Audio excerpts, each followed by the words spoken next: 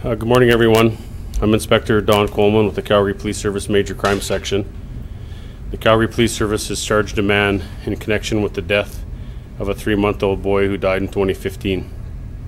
Cyrus Nel, who was born in June 2015, was found in medical distress around 9 p.m. on Monday, August 31st, 2015, inside his family's home. Emergency crews arrived at his home in the 600 block of Taradale Drive Northeast, and Cyrus was transported to hospital, however died a day later. Following a lengthy investigation involving consultation with a number of pediatric specialists, police have charged the boy's father. Daniel Nel, 31, of Calgary, has been charged with second-degree murder and is scheduled to next appear in court on Wednesday, May 24th, 2017. And I'll try to answer any questions I can in relation to this. So Don, a few weeks ago, same case, it was somebody knows something, the parents have participated, but there hasn't been a plausible, feasible explanation for Cyrus' injuries. What's changed from then till now? Nothing's really changed. It takes just time to put the information together. There's some judicial constraints we're faced with around things like R versus Jordan. So we try to make sure that the investigation is as complete as possible prior to charges. So that was really, there was no one thing that tipped it the scale to charges. What are some of the difficulties when you're investigating these kinds of cases with children in terms of medical conditions? Stuff like that? The main thing would be the diligence that's taken by the medical investigation that's done, and the time it takes to have those reports done and peer reviewed, and several opinions to be in a place where we can it can be deemed a homicide. And then the sensitivity around normally there'd be exclusive opportunity, it's family members, it's extremely sensitive. So although every investigation is diligently investigated, there is extra sensitivities around child deaths for sure.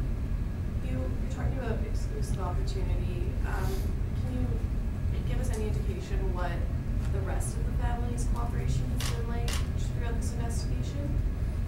I can tell you, as I stated earlier on the last press conference we did, there's been various degrees of what I would say participation and cooperation from family and friends.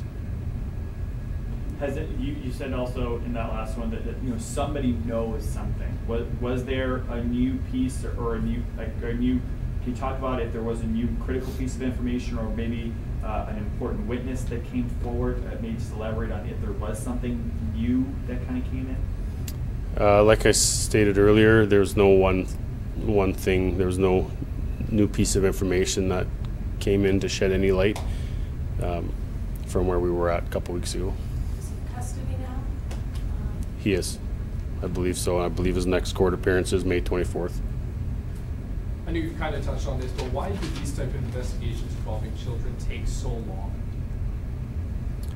A lot of it is medical based, and that just takes time to have that reviewed. The people involved in that from a forensic pathology standpoint are incredibly busy, and it just takes time. Rushing through them doesn't do anything for the integrity of the investigation, so diligence and thoroughness takes time. Any more suspects in the case, or is the father the only person on that? At this time, we're not looking for any more suspects. And can you give me a sense of the family? I wasn't here a couple weeks ago. Are they a married couple? Do they have other kids? They are married, and Cyrus was their only child.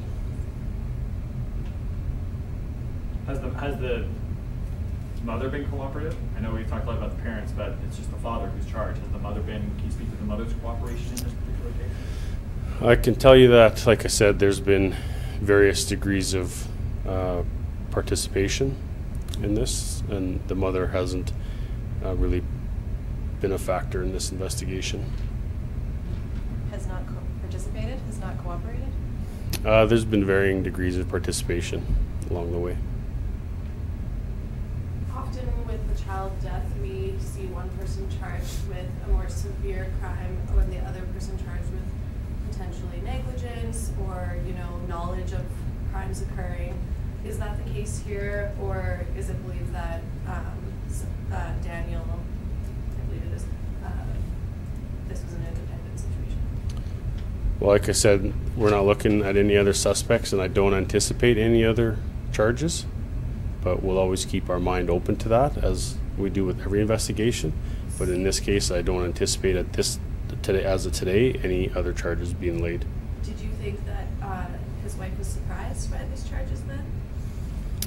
I can't really speak to where she's at with her level of surprise or how she feels about it. I would have, that would be an assumption on my part, and I just don't know.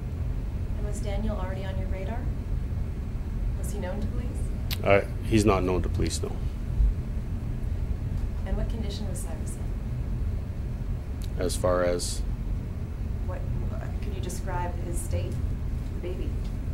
like prior to the incident, or Well, if you have that. I don't really, I don't mean, understand what you're asking.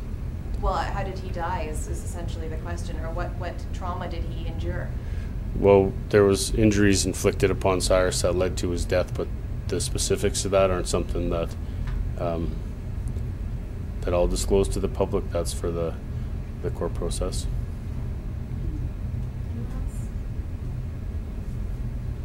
So just to clarify, because I think that was asked in the previous thing, so the cause of death won't be released? It'll just go to court? Yeah, well, this has been deemed a homicide, Right. and Cyrus died as a result of injuries that were inflicted on him, but the specifics of that, we'll wait for court. Our goal is to collect all the facts and evidence and put that forward to an independent trier of fact to make decision on, and we'll leave it at that. For someone who's in the sole care of his parents, why not first degree, second degree? Because just Well, in consultation with the Crown, we believe the threshold for second-degree murder has been met. And why not the threshold for first? Why not the threshold for first? The evidence doesn't support a charge of first-degree murder.